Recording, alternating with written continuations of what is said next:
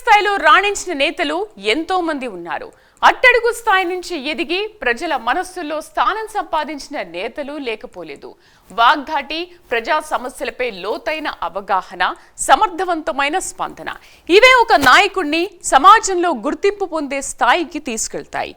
రాజకీయాల్లో ఎదుగుతున్న నేతను టార్గెట్ చేయడం సహజం. పదే పదే విమర్శలు, ప్రశ్నలు ఎదురవుతుంటాయి. అయితే కొన్ని సంఘటనలు యాదృచ్ఛికంగా వెలుగులోకి వచ్చి విమర్శకులకు కనువిప్పు కలిగించేలా మారతాయి. ఇటీవల ఢిల్లీ కాంగ్రెస్ పెద్దలు సీఎం రేవంత్ రెడ్డికి అపాయింట్మెంట్ ఇవ్వడం లేదనేది కేటీఆర్ గట్టి వాదన. కానీ రాజకీయాల్లో కొన్ని దాచలేం. ప్రెసిడెంట్ రేవంత్ వ్యవహారంలో కూడా అదే జరిగింది. బీహార్లో జరిగిన ఓ ఘటన డామిట్ కథ అడ్డం తిరిగింది అన్నట్లుగా మారింది. Revanth is not an ordinary person. He is one of old man of Congress అనే అభిప్రాయాన్ని కలిగించేలా ఆ సంఘటన ప్రభావం చూపింది. కేటీఆర్ రేవంత్ గురించి ఏమన్నారు? రాహుల్ గాంధీ రేవంత్కు ఇచ్చిన ప్రాధాన్యత ఏమిటి? స్టేట్ లీడర్గా ప్రారంభమై నేషనల్ పొలిటీషియన్గా ఎలా స్థానం సంపాదించాడు? ఆ స్టన్నింగ్ మూమెంట్స్ ఏందో ఇప్పుడు చూద్దాం.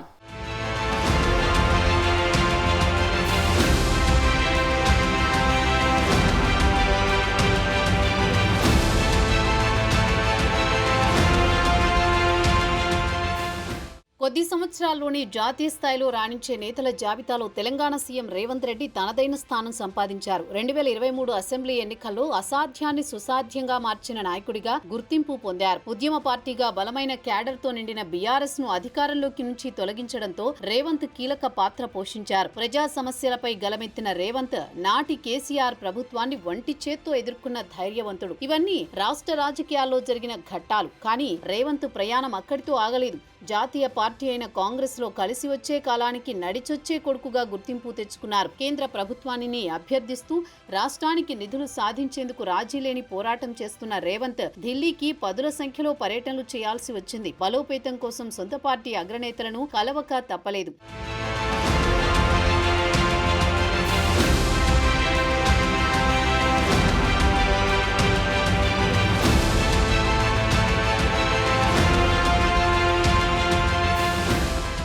ఢిల్లీ దేశ రాజధాని మాత్రమే కాదు, జాతీయ పార్టీల కేంద్రం కూడా. దేశంలో ఏ రాష్ట్రానికి అభివృద్ధి కావాలన్నా, కేంద్రం నేతలను కలుసుకోవాలన్నా ఢిల్లీకి రావాల్సిందే, క్యూ కట్టాల్సిందే. అందుకే రాజకీయ నాయకులు ఢిల్లీకి వెళ్లారంటే అది ఓ సెన్సేషన్ లా మారుతుంది.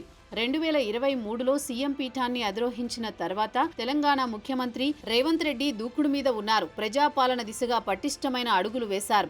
గాడి తప్పిన వ్యవస్థలను సరిచేసే పనిలో నిమగ్నమయ్యారు. ఈ క్రమంలోనే ఆయన సుమారు 50 సార్లు ఢిల్లీ పర్యటనలు చేశారు. ఈ పర్యటనల్లో కొన్ని కాంగ్రెస్ అధిష్టానంతో కీలక చర్చల కోసం కాగా, మరికొన్ని రాష్ట్రానికి రావాల్సిన నిధులు, అభివృద్ధి ప్రణాళికల కోసం అవసరమైనవే. అయితే ఇదే అంశాన్ని ప్రతిపక్ష బీఆర్ఎస్ ఆయుధంగా మార్చుకుంది. పదే పదే ఢిల్లీకి వెళ్లే సీఎం అంటూ విమర్శలు గుప్పిస్తోంది. ఆ పార్టీ నేతలు రేవంత్ పై ఊతరగొట్టే ప్రయత్నం చేస్తున్నారు. కానీ ఈ విమర్శల మధ్య ఢిల్లీకి వెళ్లిన ప్రతి అడుగు, రాష్ట్ర ప్రయోజనాల కోసం పడిన ప్రతి ప్రయత్నం రేవంత్ నాయకత్వాన్ని మరింత బలంగా నిలబెట్టింది.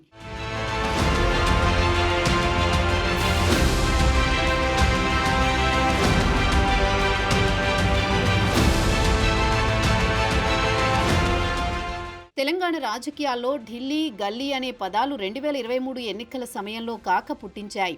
అప్పటి నుంచి ఇప్పటి వరకు ఇటు బీఆర్ఎస్, అటు బీజేపీ ముఖ్యమంత్రి రేవంత్ రెడ్డి సర్కారుపై విమర్శల తూటాలు పేలుస్తూనే ఉన్నాయి. ఢిల్లీకి డబ్బులు సంచులు అంటూ ఆయన పర్యటనలపై వ్యతిరేక సంకేతాలు ప్రజల్లోకి పంపించేందుకు విశ్వ ప్రయత్నం చేస్తున్నారు. అయితే వాస్తవం వేరేలా ఉంది. గత బీఆర్ఎస్ పాలనలో కేంద్రంపై కాలు దువ్వడమే పరిమితమైంది. గల్లీ పాలిటిక్స్తో నిధులు రాకుండా చేసుకున్నారు. అదే అంశాన్ని సీఎం రేవంత్ తన అస్త్రంగా మలుచుకున్నారు. గత ప్రభుత్వం సాధించినవి ఎన్నో తాను సాధించానని ప్రజలకు వివరించారు. దేశ రాజధాని ఢిల్లీలో కేంద్రం ఉన్నప్పుడు రాష్ట్రం కోసం మాట్లాడాలంటే అక్కడికే వెళ్లాలి అని స్పష్టం చేశారు. రాష్ట్ర అవసరాల కోసం ఢిల్లీతో పాటు అవసరమైతే ఇతర రాష్ట్రాలకు కూడా వెళ్లాల్సి ఉంటుందని రేవంత్ అభిప్రాయపడ్డారు.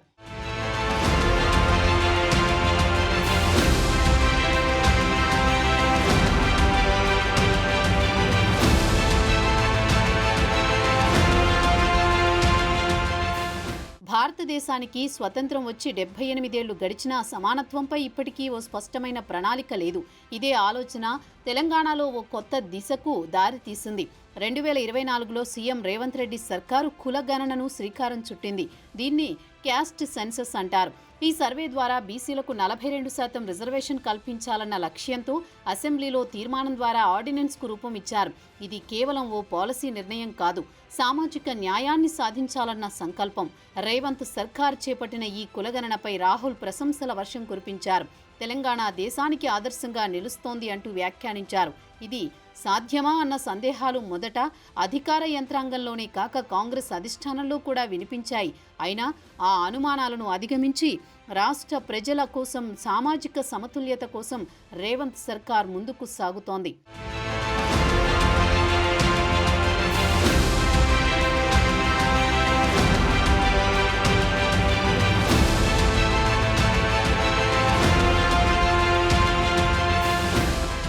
ఇన్నాళ్లు సాకులతో తప్పించుకుంటూ వచ్చిన కేంద్రం తెలంగాణలో కులగణన ప్రారంభమైన తర్వాత క్యాస్ట్ సెన్సస్ అంశంపై మల్లగులాలు పడింది. చివరికి దేశవ్యాప్తంగా 2 దశల్లో కులగణన చేపట్టేందుకు చారిత్రాత్మక నిర్ణయం తీసుకుంది. ఆ క్రెడిట్ కూడా తెలంగాణ సర్కారుదేనని చెప్పాలి. 2026-27లో దేశవ్యాప్తంగా కులగణన చేయనున్నారు. ఈ నిర్ణయం వెనుక సీఎం రేవంత్ రెడ్డి ఆలోచనల ప్రభావం ఉందన్న అభిప్రాయాలు వ్యక్తమవుతున్నాయి. కేంద్ర బీజేపీ కూడా ఈ అంశంలో తలవంచక తప్పలేదు అన్న చర్చలు రాజకీయ వర్గాల్లో వినిపిస్తున్నాయి. తెలంగాణలో మొదలైన కులగణన ఇప్పుడు దేశవ్యాప్తంగా సామాజిక సమతుల్యత కోసం సాగుతున్న ఓ విప్లవాత్మక ప్రయాణంగా మారుతోంది.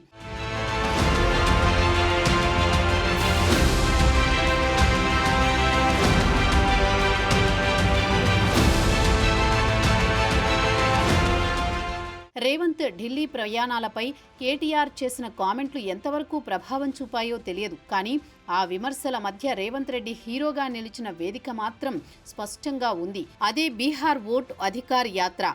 ఈ కార్యక్రమంలో పాల్గొనేందుకు వెళ్లిన తెలంగాణ సీఎం రేవంత్ రెడ్డికి ఏఐసీసీ అగ్రనేతలు రాహుల్ గాంధీ, ప్రియాంక గాంధీ అత్యంత ప్రాధాన్యమిచ్చారు. ఢిల్లీ నుంచి బీహార్ రాష్ట్రంలోని దర్భంగా వరకు ప్రత్యేక విమానంలో ప్రయాణించిన రాహుల్, ప్రియాంక రేవంత్ను కూడా వెంటబెట్టుకుని వెళ్లారు. యాత్రలో కూడా రాహుల్, ప్రియాంకతో పాటు ప్రత్యేక వాహనంలో సీఎం రేవంత్ పాల్గొనడం ఆయనకు పార్టీలో ఉన్న ప్రాధాన్యతను స్పష్టంగా చూపించింది. ఆ యాత్రలో రేవంత్ ఇరువైపులా రాహుల్, ప్రియాంక ఉన్న దృశ్యం రాజకీయ వర్గాల్లో ప్రత్యేక చర్చకు దారితీసింది. అంతేనా, దేశ రాజకీయాలు కూడా చర్చించే రేంజ్కు రేవంత్ ఎదిగేలా చేసింది. ప్రత్యేక విమాన ప్రయాణం సమయంలో రాహుల్ గాంధీ రేవంత్తో బీహార్ ఎన్నికలు, తెలంగాణ రాజకీయ పరిస్థితులపై ముచ్చటించడం రేవంత్ స్థాయిని మరింతగా పెంచేలా చేసింది. ఇది రేవంత్ను జాతీయ రాజకీయాల్లో ప్రత్యేక ఆకర్షణగా నిలబెట్టిన ఘట్టం.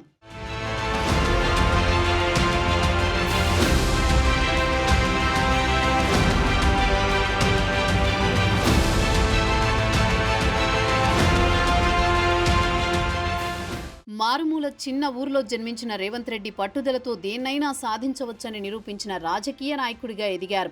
అణచివేయాలన్న ప్రయత్నాలు, రాజకీయంగా సమాధి చేయాలన్న కుట్రలు అన్నింటినీ తల్లకిందులుగా మార్చి తలతరాలకు గుర్తుండిపోయేలా విజయాన్ని సాధించారు. తన అజెండాను ప్రజల్లోకి సూటిగా, స్పష్టంగా తీసుకువెళ్లడమే రేవంత్ రెడ్డి సక్సెస్కు కేరాఫ్ అడ్రస్ అయ్యింది. ఆ విజయ ప్రయాణం వెనుక తెలుగుదేశం పార్టీ పాత్రను మరిచిపోలేం.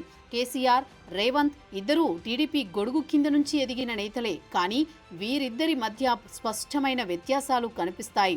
టీడీపీ అధినేత చంద్రబాబు పట్ల కేసీఆర్ వ్యాఖ్యలు చాప కింద నీరులా ఉండగా, రేవంత్ రెడ్డి మాత్రం హుందాగా, గౌరవంగా వ్యవహరిస్తారు. నేటికి టీడీపీ నుంచి ఎదిగాను అని గర్వంగా చెప్పుకుంటారు. ఆయా రాష్ట్రాల అభివృద్ధి సమయంలోనే విభేదించడం రేవంత్ రాజనీతికి మరో నిదర్శనం. బీఆర్ఎస్ నేతలు చంద్రబాబు, రేవంత్ గురు శిష్యులు అని సంబోధించడం కూడా తగినదే. ఎందుకంటే పిస్టల్ ఒకరైతే బుల్లెట్ మరొకరు అన్నట్లుగా పాలనలో స్పష్టమైన దూకుడు, దృష్టి కనిపిస్తోంది. రాష్ట్రాలు వేరైనా ఫోకస్ మాత్రం అభివృద్ధి మీదే. అదే వారి నాయకత్వం ప్రత్యేకత. ఒక చిన్న ఊరు నుంచి ప్రారంభమైన రేవంత్ రెడ్డి ప్రయాణం ఇప్పుడు జాతీయ రాజకీయాల్లో చర్చకు దారితీసే స్థాయికి చేరింది. విమర్శలు వచ్చినా అవి ఆయన దూకుడును తగ్గించలేకపోయాయి. బీహార్ యాత్రలో రాహుల్, ప్రియాంకలతో వేదిక పంచుకోవడం ఆయనకు కాంగ్రెస్ హైకమాండ్ ఇచ్చిన ప్రాధాన్యతను స్పష్టంగా చూపించింది.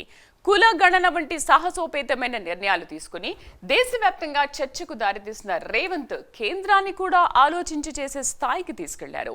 టీడీపీ నుంచి వచ్చిన నేతగా తన పూర్వ గురువైన చంద్రబాబుపై గౌరవం చూపిస్తూ రాజకీయాల్లో హుందాతనాన్ని నిలబెట్టారు.